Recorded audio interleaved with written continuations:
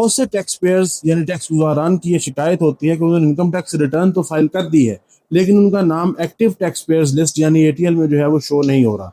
इसकी क्या वजूहत हो सकती हैं, ये जानेंगे हम इस वीडियो में। सबसे पहले तो ये बात ध्यान में रखिएगा कि आजकल कुछ एड्स वगैरह मैं अक्सर देखता हूँ जो कि डेफिनेटली नॉन प्रोफेशनल्स ही हैं, कि 20 मिनट में बैठे आप फाइलर हो जाएं, 15 मिनट में घर बैठे फाइलर हो जाएं, 8 मिनट में बैठे फाइलर हो जाएं, और इस तरह के जो एड्स चलते हैं, ये याद रखिएगा कि ये जस्ट जो है वो आप एक खुद को भी और आपको भी धोखा देने वाली बात है। सिस्टम ऑनलाइन है, ऑनलाइन सिस्टम तो वजीर आजम की बात भी नहीं मानेगा, उसने तो जो डेफिनेटली उसकी इंटीग्रेशन उसके साथ ही चलना है। तो जब आपने तमाम तर रिक्वायरमेंट्स फाइलर होने की पूरी कर ली हैं, उसके बाद वो 20 मिनट भी हो सकते हैं, वो आधा घंटा भी हो सकता है, वो मैक्सिमम इसका टाइम 48 घंटे होता है। तो लिहाजा अगर आपका जो है वो स्टेटस घंटे, 2 घंटे, 5 घंटे या 7 घंटे में अपडेट नहीं हो रहा,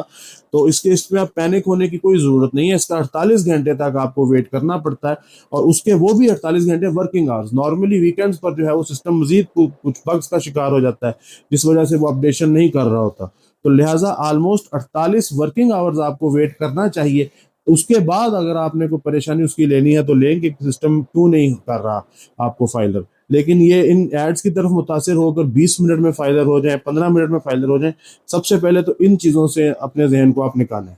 दूसरी एक अहम वजह यह भी हो सकती है कि बहुत सारे लोग यूट्यूब से वीडियोस देखकर या टिकटॉक से वीडियोस देखकर खुद जो है वो तबाह आजमाई करने की कोशिश करते हैं। अब वो जो खुद तबाह आजमाई करते हैं, या पिछले साल जिस वकील से, जिस कंसल्टेंट से करवाई थी, इस साल हम चूंकि वो उसके पास नहीं गए होंगे या कुछ मामला होंगे, तो वो खुद उसको कॉपी पेस्ट करने की कोशिश करते हैं। तो बाज़ औक़ात रिटर्न जो है वो ड्राफ्ट में ही महफूज रह जाती है, वो सबमिट नहीं हो पाती। तो रिटर्न सबमिट ना होना और टैक्स गुजार का या किसी नॉन प्रोफेशनल बंदे का उसको चेक ना करना, ये भी एक रीज़न होती है कि आपका जो है डेफिनेटली नाम फिर एटीएल में नहीं आएगा। तीसरी सबसे बड़ी वजह, मैंने जैसे पहले भी उसका थोड़ा सा जिक्र किया, कि एफबीआर के सिस्टम में कुछ बग्स हों, कुछ प्रॉब्लम्स हों, जैसे वेबसाइट अक्सर जो है वो अपडेट हो रही होती है, या कोई छुट्टियां आ गई तो उस वक्त भी इनकी सिस्टम मेंटेनेंस चल रही होती है, तब भी जो है एफबीआर आपको जो है ना, आपने अगर रिटर्न फाइल कर दी और बाकी रिक्वायरमेंट्स भी पूरी हैं, तो आपकी जो है वो एटीएल में नाम नहीं आएगा। एक और बड़ी वजह जो इसमें हो सकती है कि अगर आपने मुकर्ररा तारीख तक रिटर्न फाइल नहीं की और बाद में आप लेट फाइलिंग कर रहे हैं, तो उसके साथ आपने क्या सरचार्ज जो एटीएल का है, सरचार्ज का वो आपने पे किया है कि नहीं किया।